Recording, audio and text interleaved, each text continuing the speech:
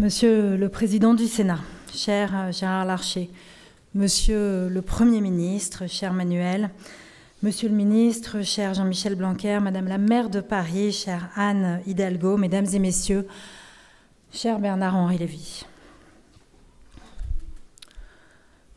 19 avril 2024. Salut la putain de juive. Quel dommage que ton avion ne se soit pas scratché. Mais quand ils ont remis les gaz, ça a dû te parler ce mot, pourriture de youpine. En fait, on va finir le boulot de 45. Éliminer la vermine juive.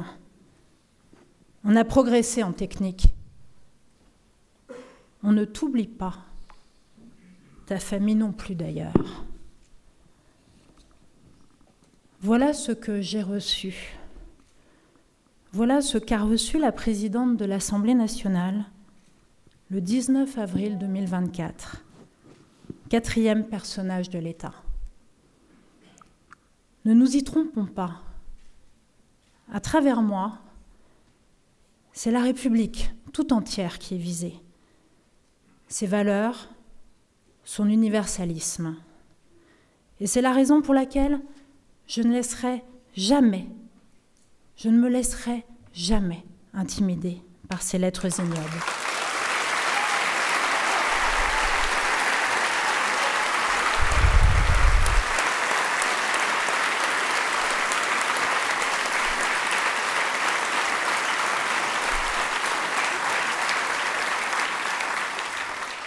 Quand on reçoit de tels courriers chargés de menaces et de haine, je comprends que certains puissent avoir peur, se recroquevillent sur eux-mêmes et n'en parlent pas. Moi, je suis ainsi faite qu'au contraire, je ne courberai pas l'échine, je me redresse, je dis les choses pour montrer à tous ce qu'est l'antisémitisme contemporain, dans sa réalité, dans toute sa bêtise et dans toute sa crudité. Depuis mon élection à la présidence de l'Assemblée nationale, j'ai déposé pas moins de 48 plaintes pour menaces de mort ou outrage, dont 24 sont clairement motivées par l'antisémitisme. Une injure, une menace, une lettre anonyme n'ont rien d'anodin, et ils appellent une réplique, ne serait-ce que pour refuser la banalisation. En 2023, le ministère de l'Intérieur a dénombré 1700 actes antisémites, soit 4 fois plus qu'en 2022. Et plus des 2/3 de ces actes ont eu lieu depuis l'attaque terroriste du 7 octobre, soit une hausse de 1000%. En 3 mois, autant d'actes ont été recensés que durant ces 3 dernières années. L'école aussi est touchée, l'école de la République, y compris dans les petites classes. Et je lisais la semaine dernière avec effarement qu'au cours de l'année scolaire, l'Éducation nationale a recensé pas moins de 1434 actes antisémites dans l'enceinte de nos établissements. 1700, plus 1000%, 1434 dans la rue, sur les réseaux sociaux, à l'école. Cela n'a rien de résiduel, rien.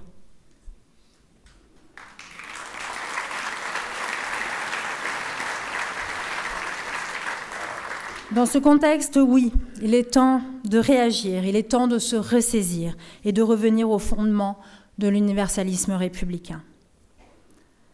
Le monde ne sera pas détruit par ceux qui font le mal, mais par ceux qui les regardent sans rien faire, disait Albert Einstein. Et c'est sur cette conviction qu'il y a 6 mois, avec le président du Sénat, nous avons décidé de tirer ensemble la sonnette d'alarme en organisant un événement visible et hautement symbolique, ouvert à tous, une marche civique pour la République contre l'antisémitisme du Palais Bourbon au Palais du Luxembourg.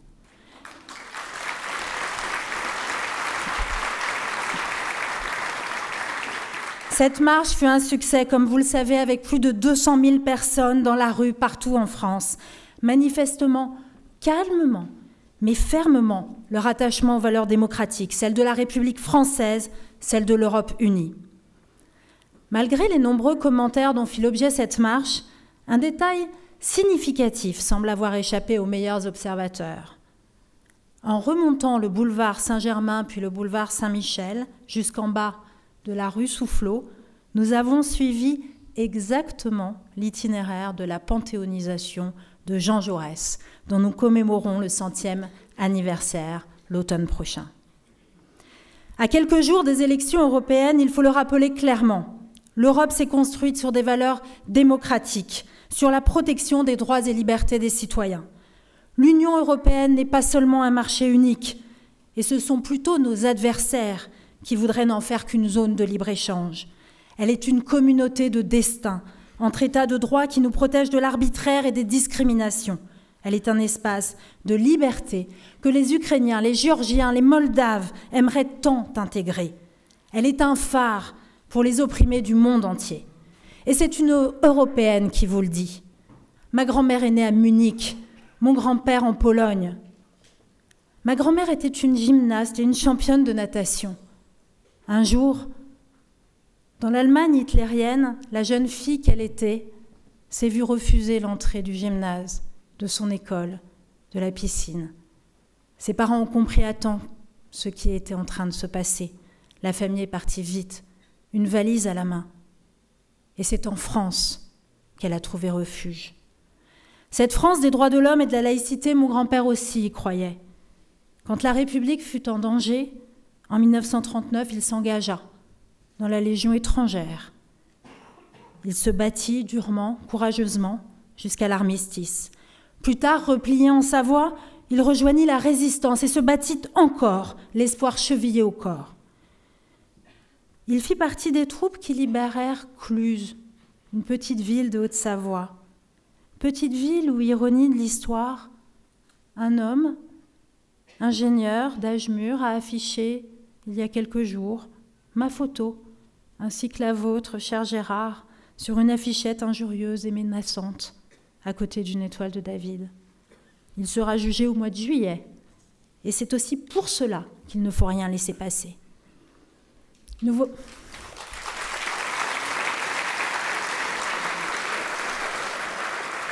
voici donc à la croisée des chemins, où nous renforçons l'état de droit à l'échelle du continent et nous nous efforçons de maintenir la démocratie et la paix, où les forces de destruction l'emporteront. Et c'est nous, citoyens, qui avons notre destin en main, à condition que nous nous mobilisions comme nous le faisons ici ce soir. La marche du 12 novembre n'était qu'un commencement. Elle amorçait un travail de fond que nous poursuivons aujourd'hui et que nous continuerons demain.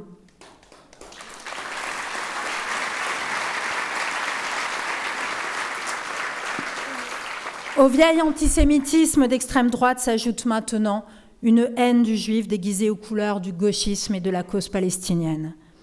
Ne laissons pas l'équivoque s'installer. Nul ne nie les drames intervenus au Proche-Orient depuis des décennies. Nul ne nie les souffrances des Palestiniens dans ce conflit sans fin auquel la France et l'Europe tentent justement d'apporter une trêve en vue d'une solution à 2 États garantie internationalement. En présence d'une situation si complexe et dramatique, c'est l'esprit de mesure et de compromis qui doit prévaloir. C'est le sérieux et le dialogue qui seuls peuvent apaiser les tensions. Tous ceux qui soufflent sur les braises, excusant, voire encourageant le terrorisme, désignant les Juifs comme coupables, ceux-là poursuivent d'autres buts que la paix et ne font en réalité qu'instrumentaliser la cause palestinienne. En quelques pirouettes, on réécrit l'histoire, on fait de l'agressé l'agresseur, pour mieux recycler les vieux préjugés sous les couleurs de l'actualité. Le juif n'est plus déicide, le voici génocidaire, lui qui fut victime du plus grand génocide de l'histoire. Le juif manipulateur et fauteur de guerre, voilà l'ennemi, pour tous les démagogues en quête d'effets faciles, y compris chez ceux qui se réclament par ailleurs des idéaux de la Révolution française et de la République. Eh bien non, il y a une incompatibilité totale, impossibilité absolue entre les valeurs de la République et la haine du juif.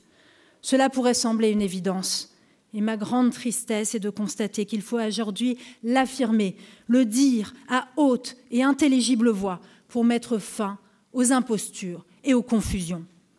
C'est vrai en France, c'est vrai en Europe.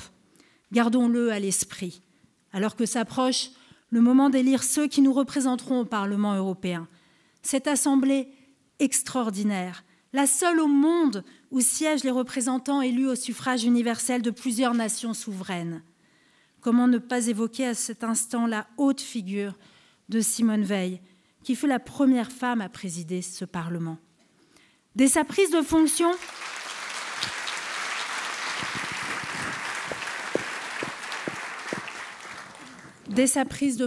elle déclarait « Quelles que soient nos différences de sensibilité, je pense que nous partageons la même volonté de réaliser une communauté fondée sur un patrimoine commun et un respect partagé des valeurs humaines fondamentales. » Et dans cette logique, elle affirma longtemps plus tard « L'Europe, c'est l'espoir de progrès. » Oui, elle avait raison, et ne laissons pas s'éteindre cette lueur qui illumine l'horizon des peuples européens.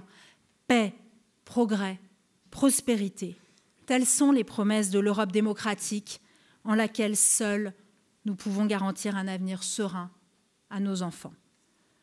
Dans notre appel du 7 novembre, cher Gérard Larcher, nous citions Clémenceau qui disait « La France ne serait plus la France si elle refusait de nous entendre. » La marche du 12 novembre a montré qu'elle nous entend. Ce rassemblement aujourd'hui le montre aussi. Continuons à nous battre ensemble pour la République, pour l'Europe unie et pour que leurs valeurs triomphent des forces de haine.